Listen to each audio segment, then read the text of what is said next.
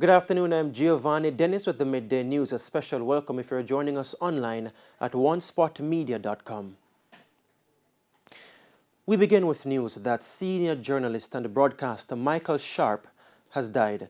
Mr. Sharpe, who had been hospitalized, died this morning at the University Hospital of the West Indies. Mr. Sharpe was the news operations manager at Jamaica News Network, a member of the RJRGLEANER Communications Group. He was previously the anchor for TVJ's primetime news and for many years was a journalist at Radio Jamaica. Michael Sharpe's early days in journalism included brief stints at the Gleaner, the Jamaica Information Service, and the Jamaica Broadcasting Corporation, JBC. Then he joined the staff of the Radio Jamaica in late 1983. This came shortly after he'd covered the Grenada invasion for the JBC. He was recruited for RJR by the company's managing director, Lester Spalding. He immediately distinguished himself covering Parliament for the next decade and in that capacity developed a 5-minute review of each sitting of the House and the Senate in the feature Inside Gordon House. Michael Sharpe made it to Port of Spain in 1990 to report on the attempted coup against the government of the day. He served as deputy news editor for RJR News in the 1990s and also hosted a nighttime talk show, Sharpe Talk. That show served as an outreach vehicle for many disadvantaged persons who brought their needs and concerns to him. It led to many fundraising efforts to alleviate some of those needs and an initiative to send some kidney patients to Cuba for treatment. After the acquisition of JBC, television renamed Television Jamaica TVJ by RJR.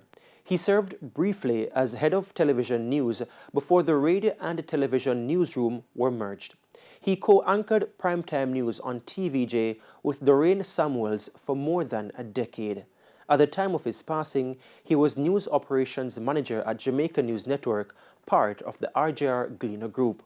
But he still had a presence on Radio Jamaica, being a relief host on the talk show Hotline and doing the morning traffic report once per week. Throughout his career, Michael Sharpe credited journalist Terry Smith for inspiring him to be the best he could be. Michael Sharpe died at 65. And we continue to look at the life of Michael Sharpe, the veteran journalist. Here's O'Shane Masters. These are the best of times, and these are the worst of times. The words of Michael Sharpe, a veteran journalist who died at the University Hospital of the West Indies on Tuesday morning. He, for many, had a larger-than-life personality.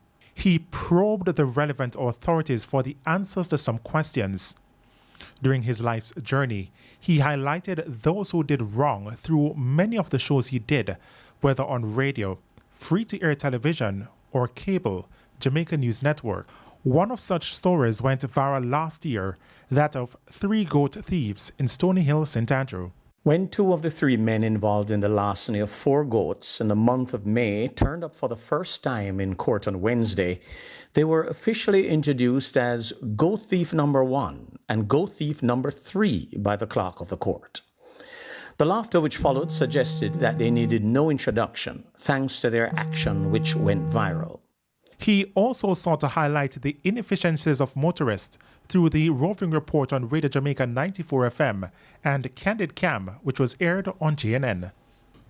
The driver of this Toyota Coaster minibus, registered PE 8125, he travels along the roadway still under construction, undertaking a line of traffic in his hustling effort. All indications, this bus should not be on the roadway. When last checked, the insurance had expired. The registration was on a grace period, and the fitness outdated. But more so, Mr. Sharpe was loved for his role as the presenter of the current affairs program, TVJ's Your Issues Live, which sought to address the issues affecting communities, and the undeniable chemistry between his co-anchor, Doreen Samuels, as anchor for the television station's flagship program, Primetime News. The law is on the books for capital, for hanging, for capital punishment. Why are we not carrying it out? Well, in the first place, there is a strong, extremely strong international lobby against the death penalty. And right now, with the countries in the countries of the world, it's about half and half. About half the number of countries of the world have abolished capital punishment. As a journalist, he broke many a news story throughout his illustrious career. One such is the crowd killings in Clarendon on May 7, 2003, which left 4 persons dead. O'Shane Masters, TVJ News. And colleagues here at the RJRGLEANER group are reacting to the passing of Michael Sharpe. Here's Cody and Barrett. For more than 40 years, Michael Sharpe touched many lives through media, both on television and on radio. Our news team spoke to some of his colleagues influenced by Mr. Sharpe. It's a devastating loss for the industry. It's very sad for all of us who knew him, and I just pray that his soul rests in peace as his work lives on. He was someone who was diverse. I mean, not only in media, but he had this way of engaging persons and a really wicked sense of humor. Normally when he comes into the office and he sees us, he'll be like, okay, you can sit down. And it was just always so funny. Even though he does it all the time, it was just funny.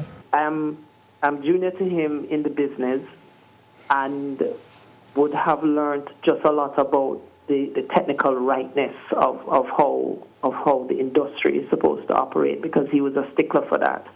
And I keep looking around, and there's so many people in our newsroom, in our business, that are directly in the business because of him. You know, he would mentor, and even now, they're younger ones in the newsroom, Herman, O'Shane, producers, right throughout the organization that have been mentored by him. What stands out for me most, though, is how he related to young people. I saw him at work, especially at JNN, and he really was encouraging them, guiding them, showing them what to do, and getting their feedback. And that kind of engagement, I saw him like a father figure for these young persons coming into media. Michael Sharpe was also the host of a television talk show, Your Issues Live, and operated as chief news editor for the RJR News Center. He lived for his job, and he put everything that he could find into that job, you know. These times are so trying times. One of the things I've always said to Michael is, Michael, people like us, we need to write. And I remember even about a couple of weeks ago when I, WhatsApped him when he was in hospital, and I said, rooting for you, and because I need to get that book from you. You need to write, because Michael had so much knowledge, so much information. Mr. Sharpe also served the Jamaica Constabulary Force as a district constable. Yesterday, really believed that he was coming along, and then this. So condolences to his family. It must be very difficult for them, as it is no doubt for us here at the RJR Group and Radio Jamaica. But he has served well. He was excellent in what he did. And I can only say, walk good, my friend. Walk good. Cody and Barrett, TVJ News. And we now take a break here on the Midday News, but please stay with us. We'll have much more when we return.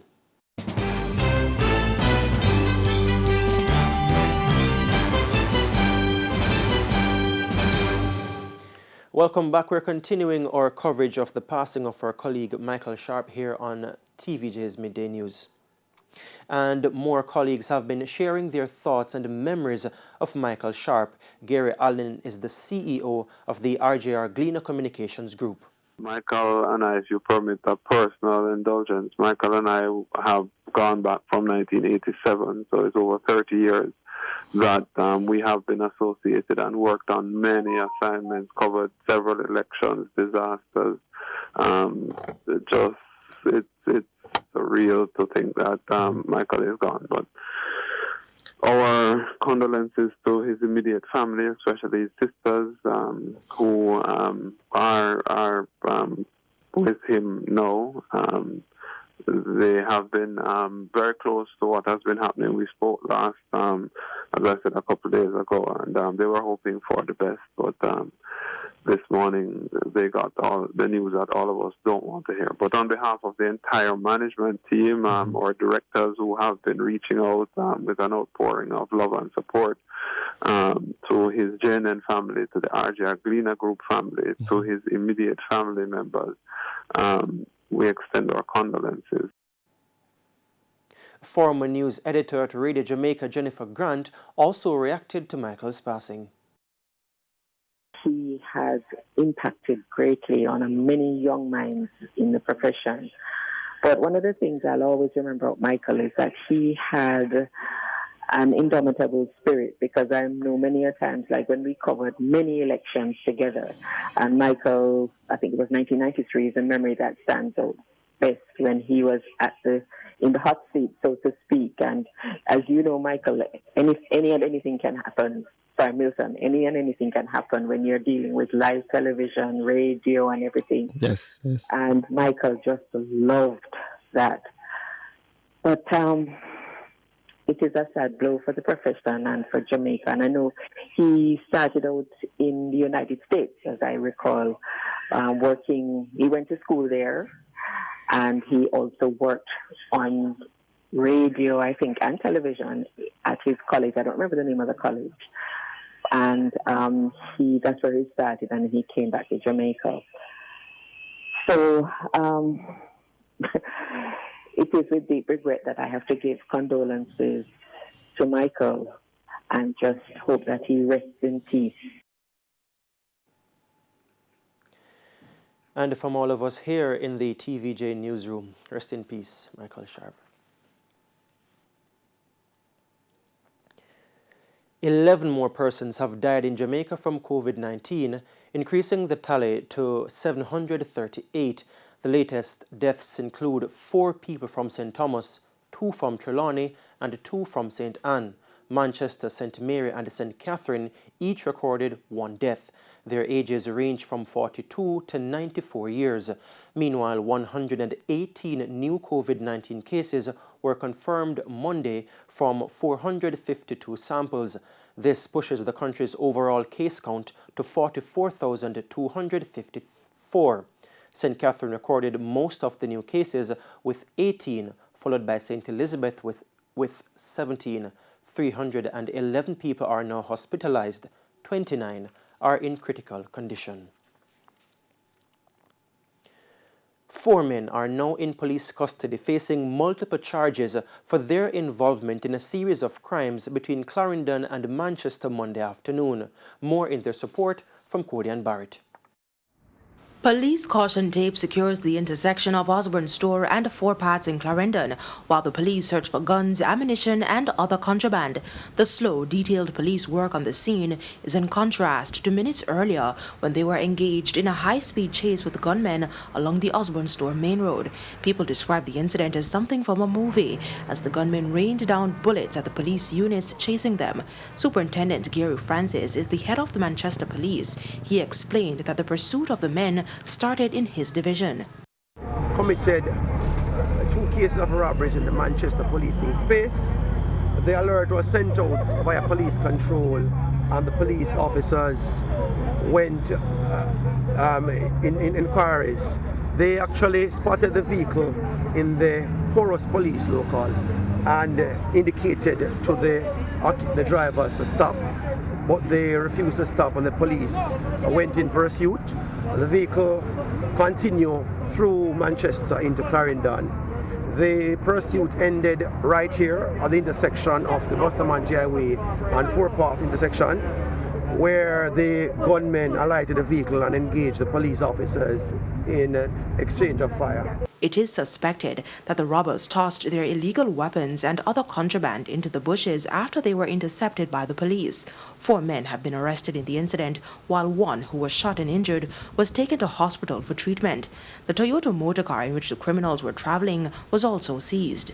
We have recovered quantity of the items that were robbed. Investigation is still ongoing, as the scene is still current, as you can see. So we actually continue to police our space, and preliminary investigation shows that the addresses of the men are from the corporate area. So we just appeal to our citizens to continue to be alert and engage us early, and to say to the would-be robbers that we have no space in our area for them. The men are to face several charges, including robbery, shooting with intent, and illegal possession of firearm. The incident caused a buildup of traffic in both directions as detectives processed the scene. Kodian Barrett, TVJ News. Officials from the St. Anne's Bay Hospital are refuting suggestions that patients are being denied key diagnostic testing at the facility. Details in this report. An admission by the CEO of the St. Anne's Bay Regional Hospital, Dennis Morgan. We have a X-ray machine, a P500, I believe, that is not working because we need a part for it, and that part has to be sourced overseas. This has resulted in persons having to seek certain diagnostic testing privately. But the hospital CEO is insisting that this does not come at a cost to citizens, refuting claims that people are being turned away without resolve when they come to the facility. He pointed to the Enhanced Healthcare Service Delivery Program, which is an arrangement whereby services which are not available at public health facilities are outsourced by private institutions. Here's a form that I have in front of me, a similar form like this is in front of me, that the doctor would fill out for the patient, and the request is made. The nursing department would then make the necessary arrangement, if it's an inpatient, for that patient to be transported from our facility to the location for the service provided. According to Mr. Morgan, before the pandemic, there were plans to upgrade several equipment at the hospital, but resources have had to be shifted. The broken machine aside, we are up and running. We are able to offer x-rays. We have a functioning unit and also a functioning portable unit, a functioning in-house unit and a portable unit that we move around the facility for patients who are more critically ill and who cannot be moved. Janella Precious, TVJ News. Workers employed to the National Solid Waste Management Authority's Western Agency took to the streets Monday in anguish over their reduced wages. The group of workers are being asked to work reduced hours. Javon Keys has their story. A disgruntled group of workers protesting Monday morning in Montego Bay, St. James, mainly sweepers and sanitation workers from the Western Parks and Markets WPM, a subsidiary of the National Solid Waste Management Authority NSWMA. Their dilemma? Reduced hours of work, which equates to reduced pay. On the 16th of February, we were told that due to the pandemic, all the overtime will be cut, so we'll be getting what we signed for, 80 hours. We agreed. Then, in a quick of a flash, we were advised that we would be getting 40 hours per fortnight. They earn $322.21 per hour, which means with the new adjustment, they'll take home $12,884 every 2 weeks. And the 40 hours cannot work. A $5,000 I get for me pay. When I'm job loan and tax and everything, $5,000 cannot pay light bill, cannot pay water rate, cannot give me woman money. Out of the 16 years, this is the worst we ever see, the worst. And we can't work for $12,000 a fortnight because that can't pay a bill. That can't go for market, so we need justice. Executive Director of the NSWMA, Audley Gordon, says he is prepared to hear the concerns of the workers, but it was a tough decision which had to be made. The decisions that are being taken right now, they are very painful for us, but we have no choice. We have to cut sweeping from 8 to 4 hours in a bid to keep up with the inflow that we have and to manage the resource in a more frugal manner. He says other categories of workers are also affected. We have capped traveling for zonal monitors. We have discontinued traveling arrangement for the directors. We have looked at all aspects of our operation The sweepers undoubtedly will be challenged in this time because they will see a good 4 hours cut from their work period, and that will impact them in terms of the dollar figure. So it's really painful, but it's something that is unavoidable at this time. Javon Keys, TVJ News. Residents in the Lyndhurst Road area are still recovering after being significantly impacted by major smoke caused by a fire at the Calvary Cemetery on Monday. Codian Barrett was on location. The fire in the Calvary Cemetery has been raging from 10 a.m. this morning. Now, the smoke nuisance has not only disrupted the Havana community, but surrounding areas as well. Graves covered in ash, homes left in dust, and smoke blanketing the community.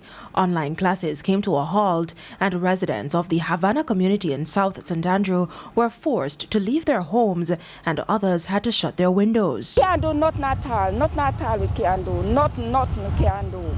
We can't come outside, you lock the door, you lock the window, inside you are stifled. So you can't come outside or you can't stay inside. The fire start from about 10 o'clock. And all we are call the fire unit to take long to come. And me have very sinus problem, you know. Bad sinus problem, you know. Bad sinus problem I have. And the fire, big will take long to come for out the fire. And the grandkids, them, all, one of my grandson in there right now, him stuff up. We're going to have to carry him to children hospital tonight. 2 units from the York Park Fire Station responded sometime around 1 p.m. Upon their arrival, the entire cemetery was engulfed. Firefighters immediately focused their attention on this area next to wooden houses to prevent the fire spreading to residential areas. But it wasn't until 4 p.m. that cooling down operations were completed. As for the cause of the fire, there's a madman on the loose and he light the fire. And it affected the whole neighborhood. I couldn't even stay in my house because my whole eyes were hurting me. Firefighters on location were unable to speak with our team. Investigations into the fire are ongoing. Codian Barrett, TVJ News. And that's the Midday News. I'm Giovanni Dennis. Join us at 7 for Primetime News. On behalf of the news, sports and production teams, have a good afternoon.